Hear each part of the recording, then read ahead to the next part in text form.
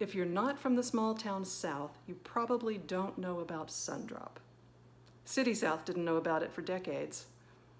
Frankie Coolfont, who used to deliver Sundrop to my dad's country store, would make fun of the Yankees in truck stops who didn't understand things like grits and moon pies and Sundrop. Oh, they ask a lot of questions.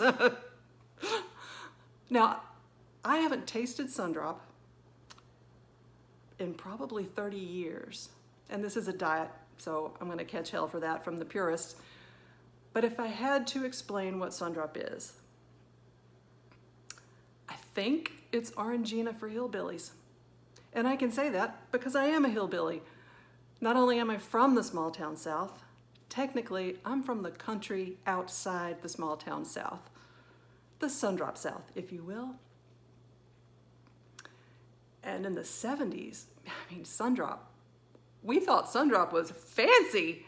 We thought it was healthy. We thought Sundrop was healthy.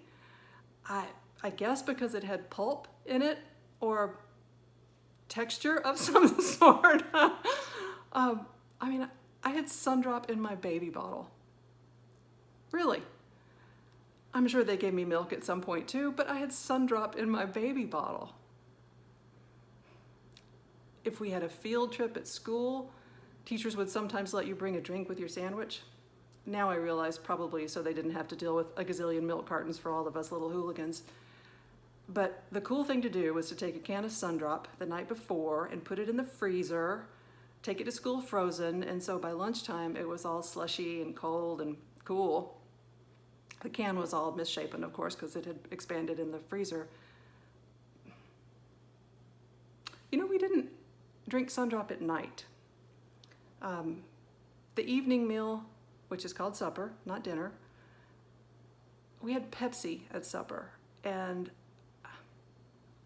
unless that was some sort of red wine, white wine distinction that I didn't understand as a child, I don't know why, but we had Pepsi at supper.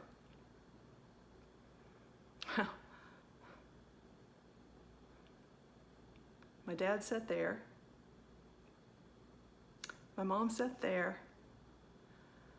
And I sat here in the middle.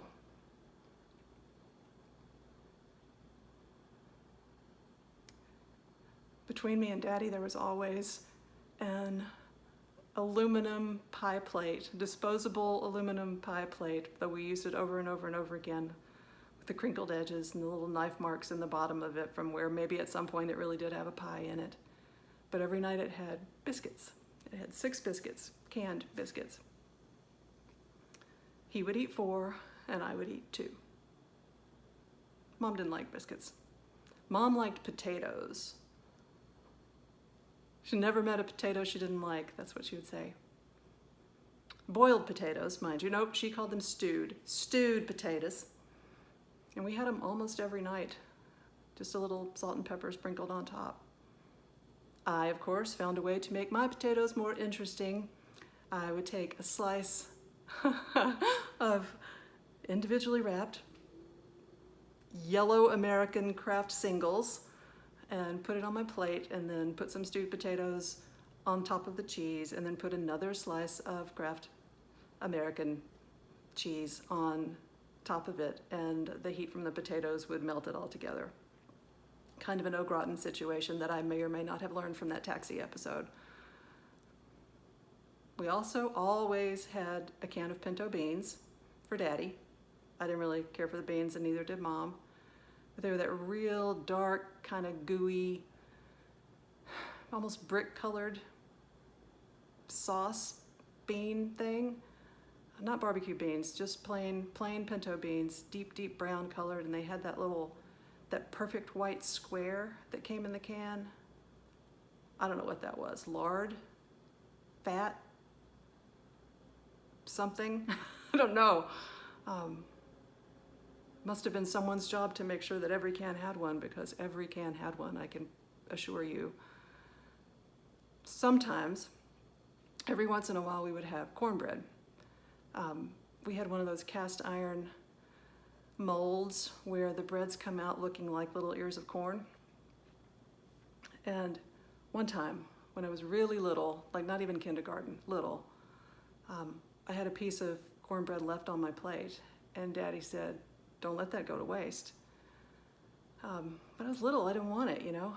And he said, well, you should go outside and plant it in the garden so we can grow some more. And I did. And every night after supper, for weeks, Daddy would say, now go water your cornbread. And I would. I had a little pitcher, and my extraordinary parents would go with me.